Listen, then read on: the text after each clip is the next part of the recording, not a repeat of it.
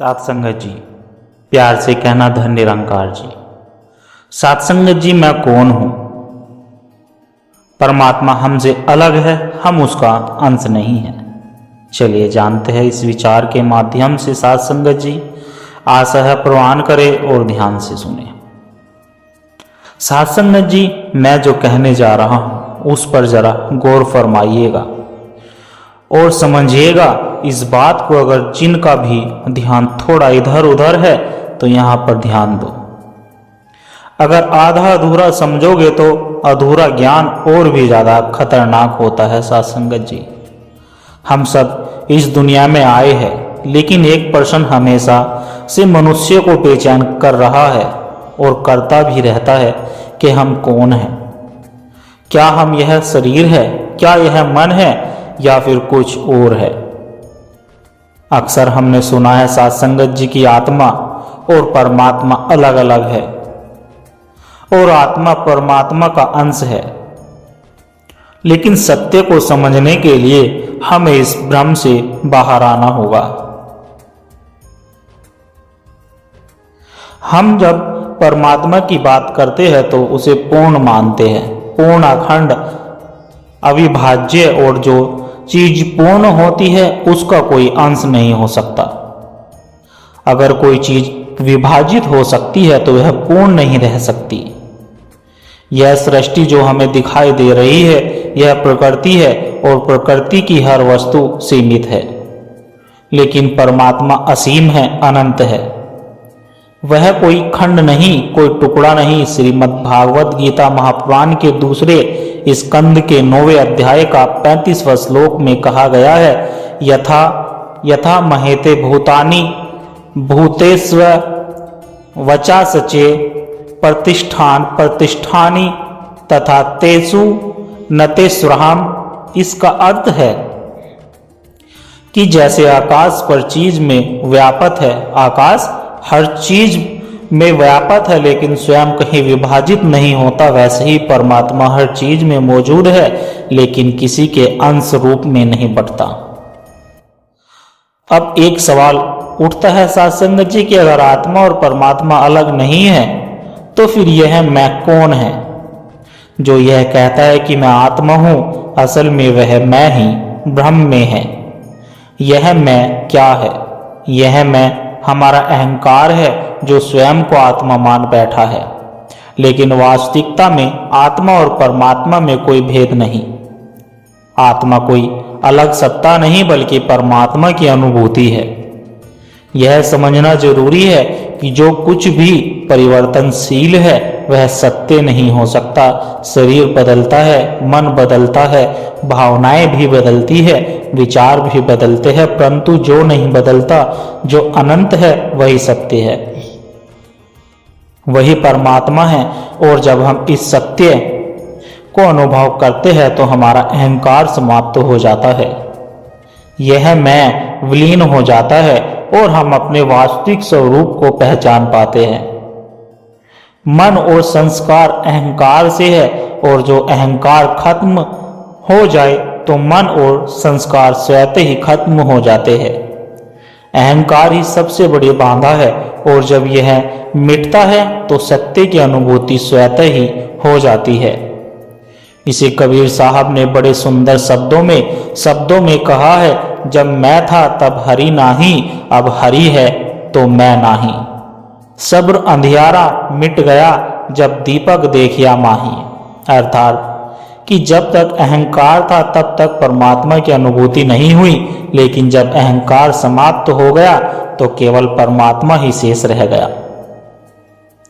इसलिए जब कोई कहता है कि आत्मा परमात्मा में मिल गई तो इसका अर्थ यही होता है कि मैं का जो अहंकार था वह समाप्त हो गया और सत्य की अनुभूति हो गई।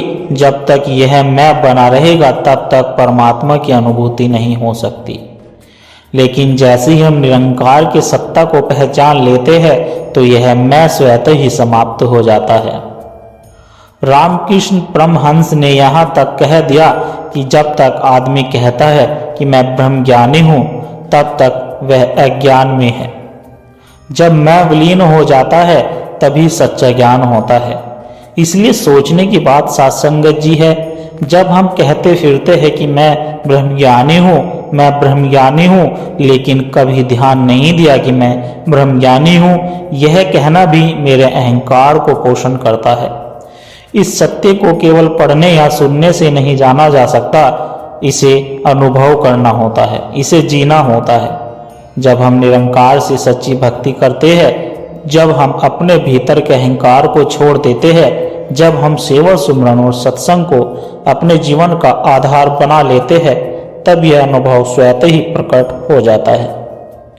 गुरु नानक देव जी कहते हैं, सेवा करी साच मुची पाई हरि का नाम, रतिया सोई सत्संगी साची मिलाए हरि का नाम, रतिया सोई सिमर सिमर हरि नाम का सदा सिमरी, सिमरी जो तू मुझ में मैं तू में सोई, साचे पार ब्रह्म। इसका अर्थ है कि सेवा करी साच मोची पाई हरि का नाम, रतिया सोई सेवा करने से सच्चा फल मिलता है और वही व्यक्ति परमात्मा के राम में रमा हुआ होता है। सत्संगति साची मिलाई हरि का नाम, रतिया सोई संगति सत्संगति। संगति में सत्य मिलता है और वही परमात्मा के नाम में रचा हुआ होता है। सिमर सिमर हरि का नाम का सदा सिमरी, सिमरी सौ हरि के नाम का सिमरन करते रहो, हमेशा सिमरन करते रहो परमात्मा की, जो तुम मुझ में मैं तुम में सोई साचे पार ब्रह्म। तू मुझ में हो और मैं तुम में हूँ, यही सत्य है। साथ संगत जी, यही परमात्मा सत्य है। गुरु नानक देव जी ने बताया कि परमात्मा का अनुभव सेवा सत्संग और सुमरन के माध्यम से भी प्राप्त किया जा सकता है। इसलिए सत्संग में आओ, सेवा में लगो, सुमरन करो, निरंकार को पहचानो, इस भ्रम से बाहर निकलो कि आत्मा परमात्मा तो अलग अलग चीजें हैं, जो भी है बस निरंकार है। और जब यह सत्य हमारे अनुभूति बन जाती है, तब जीवन में शांति, प्रेम और आनंद स्वतः ही आ जाता है। साथ संगत जी, आशा करता हूँ दास के द्वारा कहे विचार आप सभी संतों को अच्छे जरूर लगे होंगे।